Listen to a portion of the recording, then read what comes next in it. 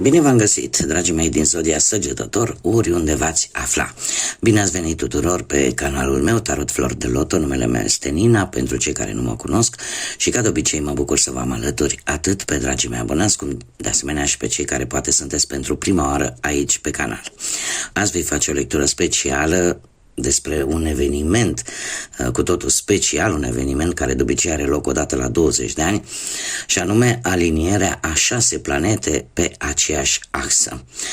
Avem cele 6 planete Marte, Jupiter, Uranus, Neptun, Venus și Saturn, care se vor alinia. A început deja procesul undeva pe 21 ianuarie, dar punctul culminant, ca să zicem așa, va avea loc undeva între 24-25 ianuarie. Această aliniere de planete este una importantă. De ce? Pentru că din punct de vedere energetic este un eveniment unic de care va trebui să profităm la maxim în a manifesta Universului dorințele noastre cele mai lăuntrice, de a cere răspunsurile pe care mulți dintre voi poate le așteptați, de a alunga acele energii negative din viața noastră. Această aliniere vine cu o amplificare a gândurilor, a emoțiilor noastre. Cuvintele parcă pornesc cu o mai mare amploare și comunicarea este una poate mult mai bună și cu o densitate mult mai mare. Ce este important pentru voi, dragilor, în mod special, sau cu ce influențează această aliniere de planete zodia voastră, Săgetător? Voi fiind o zodie mutabilă, se pare că veți găsi acea manieră de a vă adapta și de a scoate chiar profit din noile energii, din noile schimbări care vin către voi. De asemenea, toată această aliniere, supranumită și parada planetelor, simbolizează armonia, simbolizează hotărârea și focusarea de atenția mărită asupra unui anumit aspect al vieții sau anumite situații. Ce mai trebuie să știți, așa ca o informație adițională, faptul că de obicei, din punct de vedere religios, în vechime se spunea că această aliniere de planete de obicei anunța evenimente importante. Așa că, dragilor, tocmai de aceea am de ce să fac aceste lecturi separate pentru fiecare zodie, în așa fel încât fiecare, în funcție de ce dorințe are, ce doleanțe are, să manifeste Universului toate aceste lucruri, să manifeste sau să ceară acea energie pozitivă să vină în viața sa. Nu irosiți aceste energii cu dorințe negative, cu dorințe de răzbunare, cu dorințe care oricum nu vă vor ajuta, în afară că poate vă vor mângâia orgoliul, altceva nu cred că o să vă aducă bun, așa că cereți Universului lucruri bune, lucruri pozitive. Și încă ceva aș vrea să mai spun, în februarie vom avea la toată această paradă de 6 planete, se va mai adăuga încă o planetă, planeta Mercur, așa că vom avea 7 planete, dar despre asta vom discuta atunci, la timpul respectiv, pentru că și acel eveniment este unul care va mai avea loc undeva în jurul anului 2492, deci peste multe generații. Bun, dragii mei, atunci zic să începem și toți cei care aveți Soare, Lună, Venus sau ascendentul în zodia Săgetător, atunci această lectură este de asemenea și pentru voi. Desigur, dragii mei, așa cum vă spun la fiecare lectură, nu uitați că voi vă construiți viitorul, așa că vă rog din suflet să luați decât acele mesaje care rezonează cu voi, iar restul lăsați-le să zboare în univers, pentru că sigur sunt pentru alte energii, alte persoane care într-o mai mică sau mai mare măsură au o legătură cu zodia Săgetător. Și avem cartea cu numărul 5 și zodia Taur, care îmi spune că vasul spart. Dragilor, pentru unii dintre voi, această aliniere de planete vine cu dezvăluiri sau vine cu situații destul de conflictuale, aș spune. Numărul 5 ne vorbește despre o schimbare în urma curiozității voastre. O schimbare, este adevărat, care poate aduce o ușoară instabilitate sau un ușor conflict. Cumva unii dintre voi e posibil să aveți parte de noi experiențe, dar în același timp și de noi tensiuni. Cum puteți avea foarte bine parte de mari schimbări și de asemenea vi se cere să fiți flexibili, așa cum dar se pare că această energie cumva vă ajută. De ce? Pentru că, așa cum am mai spus, pentru voi în mod particular și pentru toate zodiile mutabile, atât pentru voi cât și pentru Fecioară, Gemeni și Pești, această energie pe care o aduc cele 6 planete te va, cum să spun eu, te va forța sau te va ajuta, mai bine zis, te va ajuta să te adaptezi unor noi situații. Faptul că avem și zodia Taur aici, care poate să aibă o relevanță pentru unii dintre voi sau nu, cert este că vei fi mult mai cu picioarele pe pământ, te vei ancora la realitatea terenală și se pare că vei reuși pe cât posibil să-ți găsești liniștea, ori poate în urma unui conflict, ori poate chiar dacă ești în miezul lui, vei încerca să fii cât mai pacifist posibil. Alții poate sunteți în situația în care să vă desprindeți foarte greu de anumite lucruri, chiar dacă ele poate au avut un efect negativ în viața voastră și progresul vostru va fi un pic mai lent, dar asta nu înseamnă că nu veți merge înainte. Faptul că avem cartea în sine ne vorbește de un vas spart, asta îmi spune că unii dintre voi treceți poate printr-o anumită criză sau sunteți nevoiți să dați 2 pași înapoi într-o anumită situație. Alții sunteți sub stare de presiune și ceva acolo va bubui, va da pe din afară. Alții probabil că se confruntă cu anumite adversități, anumite obstacole, cert este că sau anumite dezamăgiri. Dar, tocmai, toate aceste lucruri pentru voi, dragilor, nu va face altceva decât să găsiți acea modalitate de a vă adapta acestei situații și, paradoxal, să scoateți și un mic profit din această nouă energie care o transmite această aliniere de planete. Și tocmai de aceea manifestați Universului lucruri pozitive pentru voi, indiferent de situație. Nu vă gândiți la răzbunări, că știți cum e. Da, se pare că într-adevăr așa este și cărțile de tarot confirmă acest lucru. De multe ori sunt sigură că mulți dintre noi am zis, poate la rândul nostru de-a lungul vieții, am zis cel puțin o dată: Domne, nu sunt aliniate planetele, de-aia nu mi-a ieșit cu tare lucru. De data aceasta nu mai avem nicio scuză, da? Planetele chiar sunt aliniate și trebuie să profităm din plin din ele, gândindu-ne la lucruri pozitive. Acum, haideți să vedem cu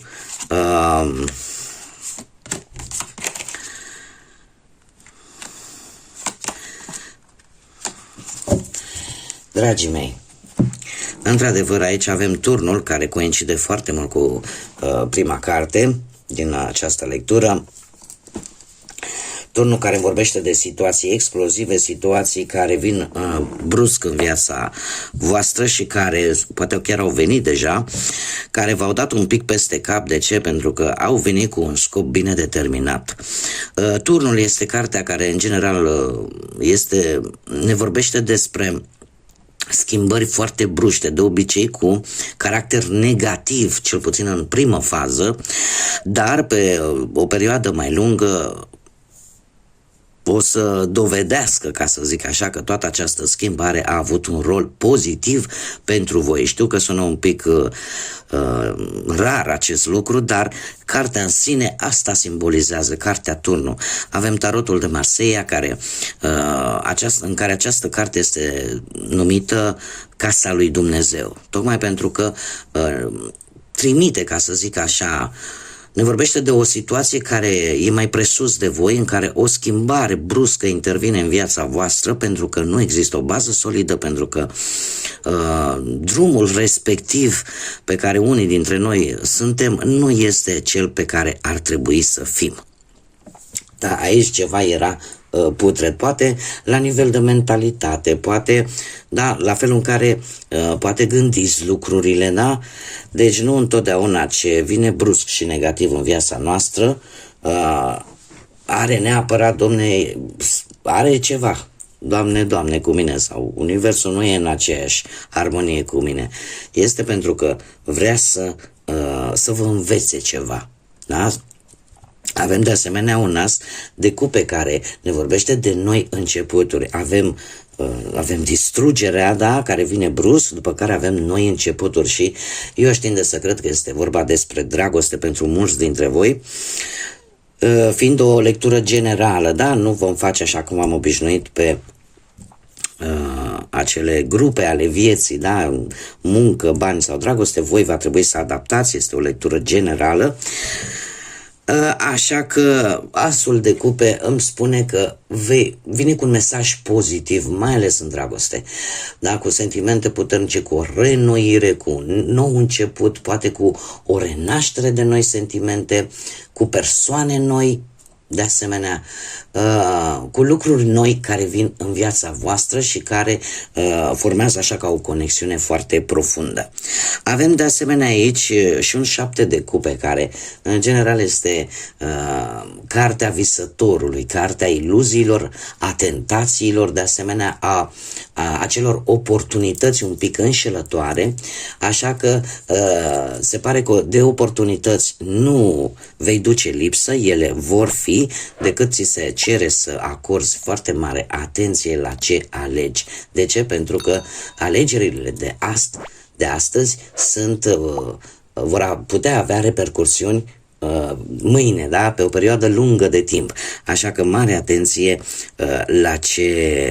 la ce alegeți.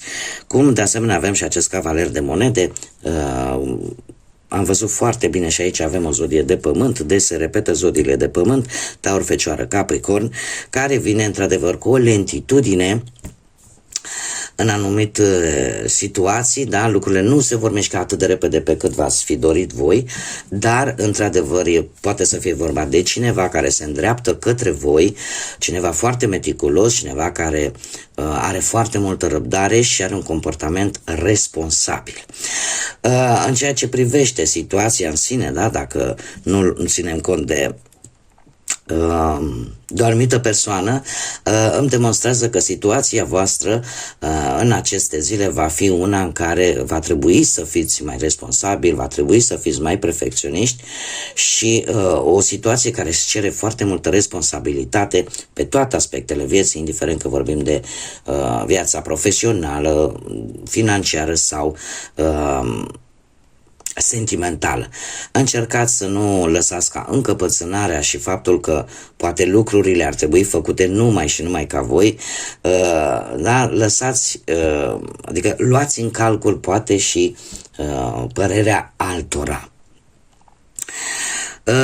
Poate chiar și asta vă va ajuta să luați cea mai bună decizie vis-a-vis de aceste șanse, aceste oportunități care apar în viața voastră.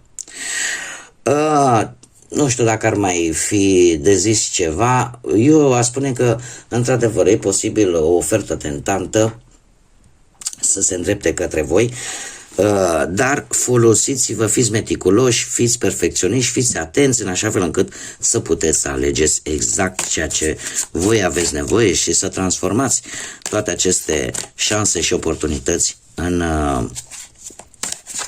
în interesul vostru. Haideți să vedem care este mesajul pentru voi, dragilor, și avem o lume adâncă. Nu împinge și nu-ți forța propriul drum de-a lungul vieții. Găsește acea balanță chiar și în timpurile întunecate, pentru că acestea îți vor deschide inima și îți vor deschide inima și vei descoperi compasiunea cea mai profundă în fiecare moment. Este un îndemn care ne spune că ar trebui să lași lucrurile să vină în ritmul lor. Da? Să găsești acel echilibru chiar și în cele mai dificile momente din viața ta. De ce? Pentru că în momentul în care nu forțezi lucrurile și le lași să curgă, Universul cumva are grijă ca ele atunci când vine, ajung practic la ce am spus încă de la început. Momentul în care vin lucruri negative în viața noastră, ele de fapt ne împing să mergem înainte, ne împing să facem o schimbare, ne împing să deschidem ochii și să vedem de fapt ce este nociv, ce este murdar în viața noastră și ce ar trebui să lăsăm în urmă. Chiar dacă nouă ni se pare, cel puțin în acel moment ni se pare că nu este drept, că este prea mult, că nu se mai poate, totuși situația în sine, cât de neagră ar părea, și vă spun din proprie experiență și nu odată mi s-a întâmplat de mai multe ori în care efectiv am zis, zic, nu este drept, nu am greșit cu nimic, de ce mi se întâmplă lucruri atât de negative? Poate că ar trebui să plătesc o karmă a strămoșilor, poate că a trebuit să se întâmple așa ca eu să evoluez și trebuie să vă spun că chiar am evoluat. Așa că e valabil și pentru voi. Poate că vi se întâmplă anumite lucruri negative pentru a vă face să fiți mai puternici, pentru a vă face să evoluați și să vă redescoperiți pe voi. Cam acesta este îndemnul cu care vine acest mesaj, da? Adică nu încerca să schimbi lucrurile brusc sau nu încerca să te opui, pentru că iarăși aici poate să fie o problemă. Lasă inima să fie cât mai deschisă, pentru că în felul ăsta vei redescoperi compasiunea, grija față de ceilalți, față de cei dragi, față de tine și în primul rând, și asta nu face altceva decât să te ajute să găsești acel echilibru de care fiecare dintre noi avem nevoie. Bun, dragii mei, aceasta a fost mica mea lectură cu ocazia acestui eveniment. Eu vă mulțumesc din suflet, vă invit cu mare drag să vă abonați pentru cei care încă nu ați făcut-o și de asemenea nu uitați de like-uri, care în special sunt foarte importante. De asemenea, comentariile voastre mă bucură de fiecare dată și vă răspund de fiecare dată în limita timpului disponibil, cum de asemenea și faptul că distribuiți toate aceste aparent mici lucruri duc la dezvoltarea acestui proiect numit Tarot Flor de Loto. Mulțumesc tuturor celor care de fiecare dată sunt alături de mine și prin like-uri, prin comentarii, prin distribuiri își fac simțită prezența și aportul în sprijinul acestui proiect. Așa că, dragilor, până data viitoare, când ne vom reîntâlni la o nouă lectură, eu vă doresc tot binele din lume. Puneți-vă dorințe, manifestați Universului lucruri pozitive pentru voi.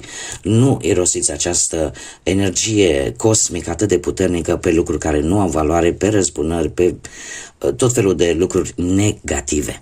Profitați din plin și trebuie să vă spun că cele 2 zile, 24-25 ianuarie, vor fi zilele cele mai cu un impact foarte puternic de care va trebui să profitați și să manifestați Universului dorințele voastre cele mai profunde. Până la o nouă lectură, multă lumină în suflete și în gânduri și, desigur, să fiți iubiți!